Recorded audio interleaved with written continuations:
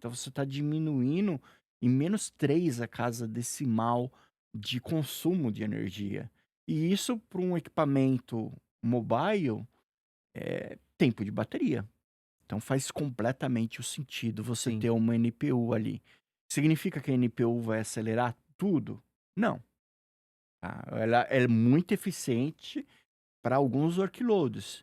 Inferência, acelerar o Copilot da Microsoft, a Microsoft está batendo muito nisso, para isso ela é imbatível. Mas se você for, por exemplo, eu sou um desenvolvedor e quero ter o training também, fazer alguma coisa nessa linha, aí você precisa de um outro acelerador, e aí vai cair para a GPU. E é por causa disso que hoje em dia você está tendo, por exemplo, os Strix Points, que são aqueles processadores Ryzen EA Max, Sei.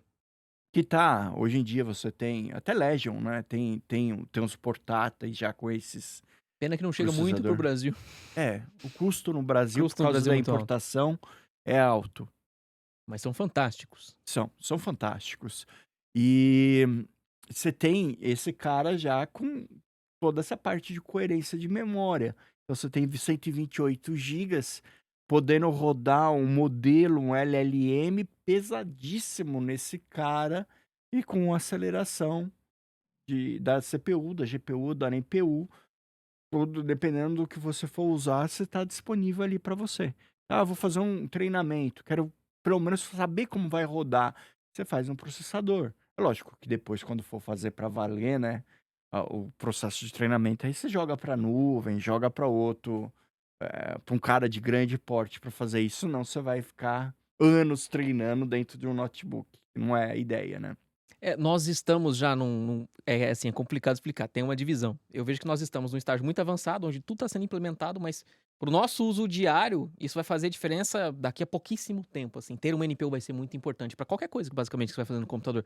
Até os desenvolvedores pegarem, adequarem todos esses softwares, mas o bom é ter o hardware na mão para poder acelerar a vida do usuário em tudo que ele for fazer. Eu vejo isso, a gente tá nesse momento de transição agora. Exato, a gente está nesse momento de transição. Algumas coisas já foram transicionadas.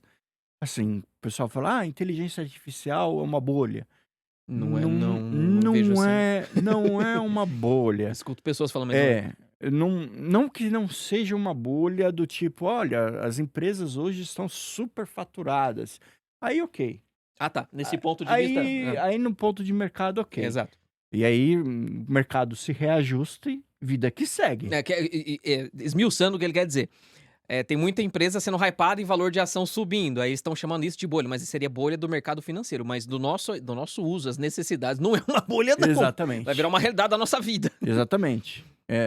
A parte de nosso uso é fenomenal, porque é como e aí eu que passei por todo esse histórico, eu fiz estágio, eu esqueci de falar, quando eu estudava eletrônica, eu fiz estágio na Microlins, Nossa. sabe essas escola eu fiz estágio, eu era o cara que preparava as aulas para os professores e cheguei a dar aula para os professores, isso eu tinha 16 Olha anos. só. Até então a gente fazia cursos para entender o computador. A partir desse momento, é o computador que vai entender a gente, né. Hoje eu testei pela primeira vez a tradução simultânea do Copilot em inglês. Falei: "Ah, tô com tô com essa reunião aqui, vou testar essa funcionalidade aqui". Normalmente eu prefiro ouvir em inglês, né. Foi A experiência foi boa, foi ok. Algumas coisas, como você tá escutando, né, ela fala: "Por favor, o próximo escorregador". Alguma coi Algo de errado não está certo, né, escorregador, próximo escorregador. Aí, pô, o cara Slide. slide. Ele entendeu slider, tipo assim, escorregador. Exato, ele entendeu slider. E aí o cara pediu: "Ó, volta para o último slide". Aí a tradução vinha: "Volta para o último escorregador". Aí não, tem que melhorar algumas coisas. Mas foi legal, foi uma experiência legal hoje na reunião que eu tive. Então Isso são isso aí, só para o coisas pessoal entender, isso que você fez usando o Copilot, usou a NPU do seu notebook para fazer isso aí? já Tá tá rodando usando. local essa tradução? Essa, na verdade, não, porque ela já veio da fonte. Ah, tá, não, Essa tudo já bem, veio tudo da bem, tudo bem, fonte tudo bem. do Teams, essa foi um recurso do Teams. Ah, tá. Já veio da fonte. Mas engraçado, a fonte precisava ter a NPU. Hum, A fonte precisava ter NPU. Porque não é toda reunião que está disponível isso. A entendi. fonte precisa estar já com esse recurso habilitado. Nossa, que interessante. Então, Foi é como se o organizador da reunião tivesse que ter a máquina que tem a NPU para poder disponibilizar isso para todo mundo. para todo mundo. Olha só que loucura. É. E aí eu escolhi o idioma, né? Inclusive tinha uma lista de idiomas lá. E aí a tradução era feita simultânea. Não é 100% ainda, mas é o tipo de coisa que é uma tecnologia nova, então ela vai melhorar com o tempo. Vai melhorar com o tempo. Nossa, muito E vai interessante. mudar o nosso dia a dia. Vai. Vai, isso vai. Isso vai mudar o nosso dia a dia. Isso eu não tenho o que falar. Como hoje a gente se prepara, inclusive às vezes o pessoal fala, faço curso o quê? É até difícil hoje É em dia a difícil gente falar. responder isso, É né? difícil a gente Difícil. responder isso, porque normalmente a resposta padrão é vai para um curso de programação e você vai ser feliz. Hoje em dia, principalmente pelo mercado, né? A vida do desenvolvedor júnior está cada vez mais difícil, Sim. porque o desenvolvedor júnior é o que menos, ele é o que mais precisa aprender, mais precisa de experiência, é o que mais a IA tá batendo. Mas ao mesmo tempo, se esse júnior não se desenvolver, como ele vai virar um sênior e precisar resolver os problemas? Porque problema a gente sempre vai Sempre vai ter ter. para resolver. E esse cara precisa dessa experiência hoje para ver. Então não é uma questão da AMD, né? Isso aí o Não, isso aí mercado, é um mundial. o mundial, o mercado ele vai precisar se repensar para entender isso. Não é simplesmente substituir uma máquina por um humano. Isso não vai trazer vantagem nenhuma. É como os dois vão trabalhar juntos, trazendo mais para o seu dia a dia. Então, o mercado precisa ver. A gente sabe que tem uma pressão, a gente vive no mercado capitalista, então tem uma pressão muito grande sobre as empresas, trazer rendimento.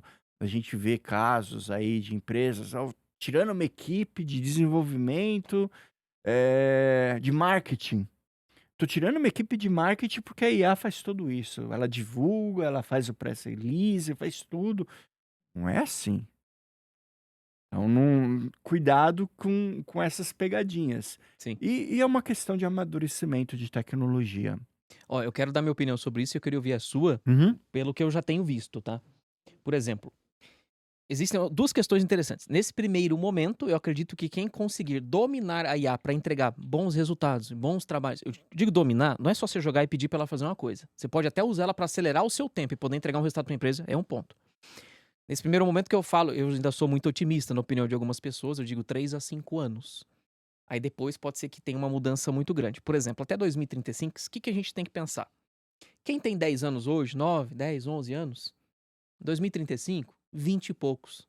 Já vai ter vindo outra geração acostumada a conviver com isso diariamente. Sim.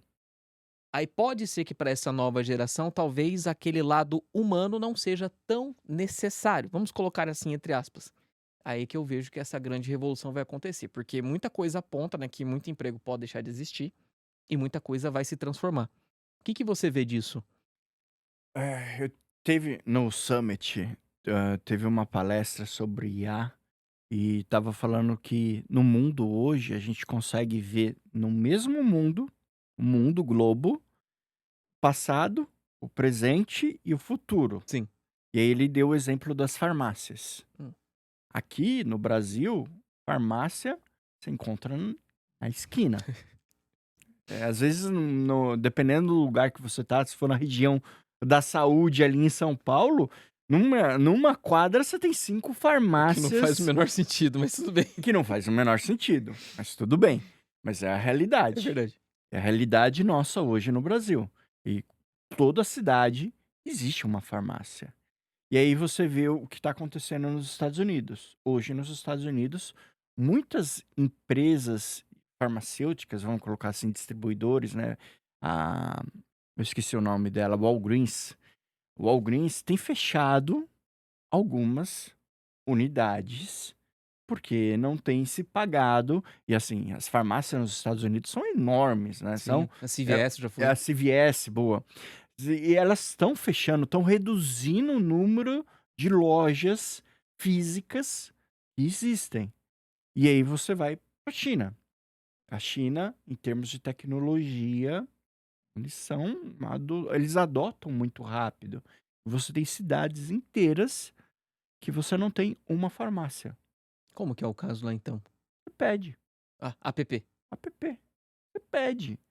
Para que você vai se deslocar se você pode pedir, e o remédio vai chegar na sua casa num tempo extremamente rápido. Então, e aí ele comentou, né, você tá vendo o passado, o presente e o futuro, É verdade. ao mesmo tempo, em 3 realidades diferentes. Sim. Eu não concordo totalmente com essa visão, porque ali você simplesmente colocou no mesmo patamar cultural Ah, sim. 3 países que são diferentes. A realidade cultural americana é diferente da realidade brasileira, E a China é que é completamente diferente. completamente diferente da China. Então, culturalmente, eu acho que faria mais sentido ele pegar um exemplo de uma Itália, Portugal, uma Espanha, que são culturalmente mais parecidas com a gente. Então, eu faria algumas questões sobre isso, mas ele está certo no ponto de vista que são realidades, são pontos diferentes. E aí, colocando a sua ideia, minha filha tem 11 anos hoje. Daqui 10 anos ela vai estar com 21. Será que para a realidade dela, culturalmente, vai fazer muito sentido você ter que ir até a farmácia, conversar com o vendedor, Ter um carro. ter um carro? São coisas que a gente vai ter que se adaptar. E assim, essas mudanças às vezes chocam quando acontecem, mas elas sempre aconteceram. Isso é verdade. Se eu não me engano, eu li isso, agora esqueci o nome. Devia ter marcado, feito uma nota para não esquecer. Se eu não me engano, foi Sócrates isso. Lá atrás, ele estava preocupado com a escrita, porque até então o meio de comunicação Carta. era fala. Ah, fala, sim. Era fala, eram histórias contadas. Eles ensinavam, os professores falavam Nossa. as aulas que iam ter. E ele estava preocupado com a escrita que faria desaparecer a instrução falada. A gente passou isso pela Revolução Industrial. Uhum. A Revolução Industrial eliminou muitos empregos, porque você colocou linhas de produção. E aí? Você teve que se adaptar, você passou por essas mudanças.